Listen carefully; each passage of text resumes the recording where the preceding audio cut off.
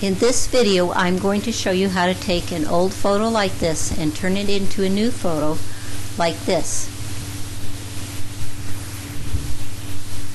We're going to do this by steps. The first step we're going to do is to create a levels adjustment. We're going to go click on the adjustment layer button, go down here to levels, and we're going to change the blending mode here to multiply.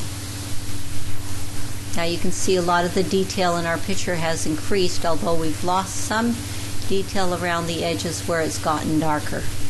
So we're going to get rid of some of this darkening around the edges here by painting on our adjustment layer here. We'll use a paintbrush,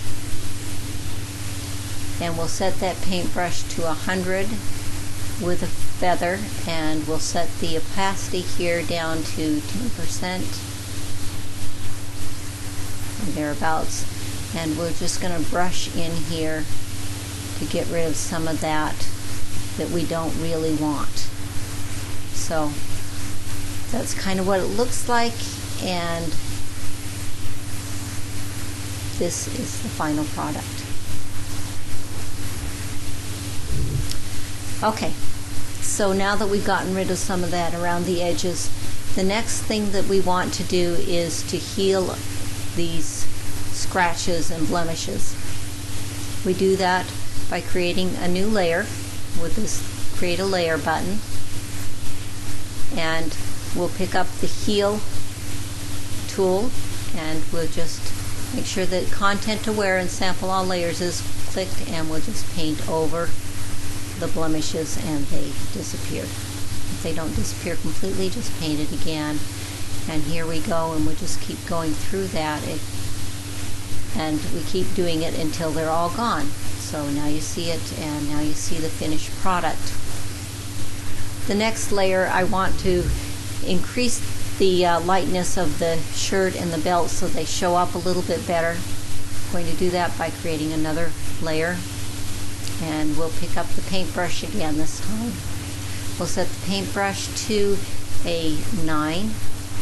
So that's a nice small size with a feather, and we'll keep the opacity there at 10%. But I want to choose a color here, so I'm going to press the Alt button, and with the dropper I'm going to choose that light color from the cheek here, and I'm going to start painting. I do that on the shirt and on the belt, and so now you see it, and now you see the finished product.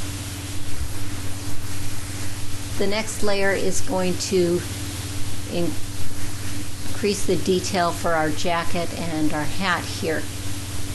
Again, we'll create another level layer here, and this time we're going to choose a firmer brush, number 13 here. We'll set the opacity to about 75%, and we'll start outlining around strong color. We don't want to do brown, we want to do black, so pick up the black color here in the hat, and we'll just start outlining it and fill it in around the hat.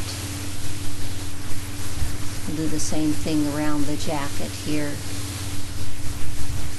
and that's how it gets started, and that's the finished product. Next, we'd like to lighten the background just a little bit. We'll do that creating another layer, and we'll pick up a faux brush this time. Opacity down to 10%. Picked up the wrong brush here. Let's try that again. We'll pick up a faux brush, 120, rag, and opacity 10%. And we're going to pick up again this color in the cheek for the background here, and we're just going to add a little color here.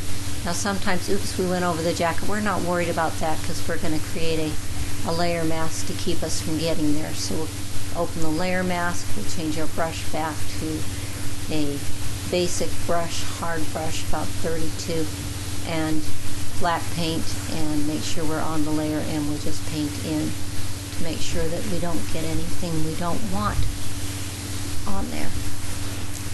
Opacity needs to be set at 100%, or that's not going to work very well. There you go. See how that just clears up anything that went over where we weren't supposed to. And we go ahead and fill in the child completely, but now you see it as a complete product. So the next step is to create smooth the face, and this is the last step. And we do this by creating a merged layer. We create a merged layer by pressing Control, Alt, Shift, and E all together. And we want to go to Filter, Blur, Surface Blur, and I set the radius to 2 and the threshold to 255, and I hit OK. This is affecting the whole picture. I don't want it to affect the whole picture, so I'm going to create a layer mask. And I'm going to hit Control I to inverse that, and then we're just going to put it where we want it to be. So we're going to use our paintbrush again. Let's use a smaller one, maybe 16 or so, and we'll switch it to white. And we're going to paint white on this layer mask where we want the face to be smooth.